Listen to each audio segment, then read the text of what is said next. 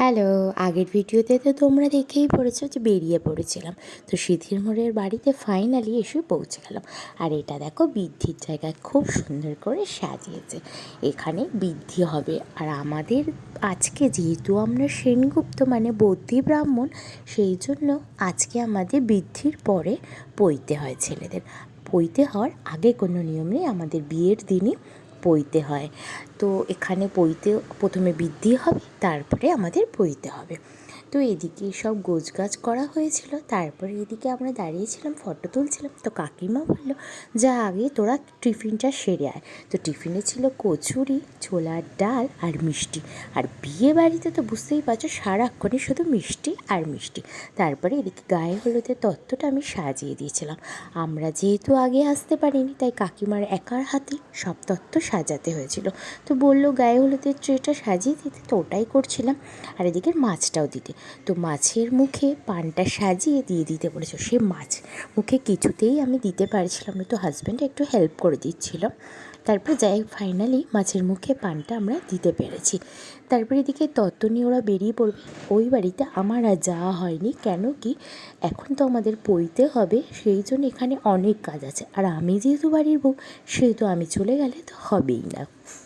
তো এদিকে এইসব তত্ত্ব সাজিয়ে ওরা বেরিয়ে পড়লে তারপরে আমাদের পৈতের অনুষ্ঠানটা শুরু হবে। মানে বৃদ্ধি তো হয়েই গেছে, তারপর কাকিমা একটু ছুঁয়ে দিল, কেন কি ওদিকে না হলে দেরিও হয়ে যাবে। আর গায়ে হলুদের বুঝতেই পারছো এখন এত ফটো তুলতে হয় যে আগে থেকে ওকে একটু ছুঁয়ে জাস্ট নিয়মটা করে ওর বাড়িতে পাঠিয়ে দেবে। আর মেয়ের না হলে তো সাজতে বুঝতেই পারছো অনেকটা লেট হয়ে যাবে, সেই জন্য আগে ওদিকে পাঠিয়ে দেওয়া হলো। তারপরে আমাদের যতক্ষণ খুশি হলুদ মাখামাখি করা যাবে, সেই জন্য আগে ঠাকুরমশাই বলে ওকে ছুঁয়ে তোমরা গায়ে হলুদটা পাঠিয়ে দাও।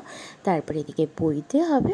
পৈতে হওয়ার পরে আমরা গায়ে হলুদে খেলব। আর খুব মজা হয়েছিল।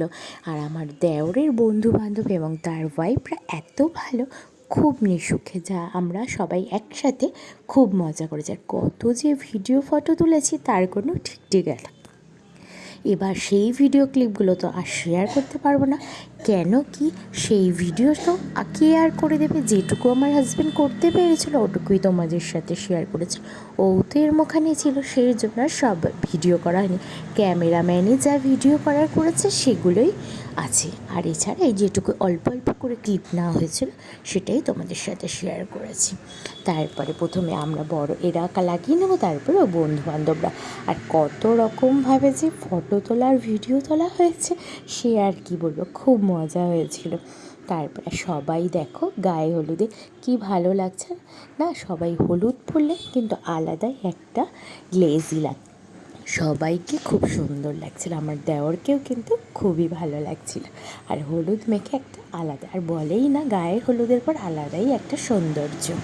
এই গায়ে হলুদের রিচুয়াল শেষ হতে হতেই আমাদের 4টে বেজে গেছে। তারপরে লাঞ্চ করতে করতে আমরা 5টা, আমরা 6:30টায় বেরাবো। বুঝতেই পারছো কত তাড়াহুড়ো করে বেরাতে হচ্ছে।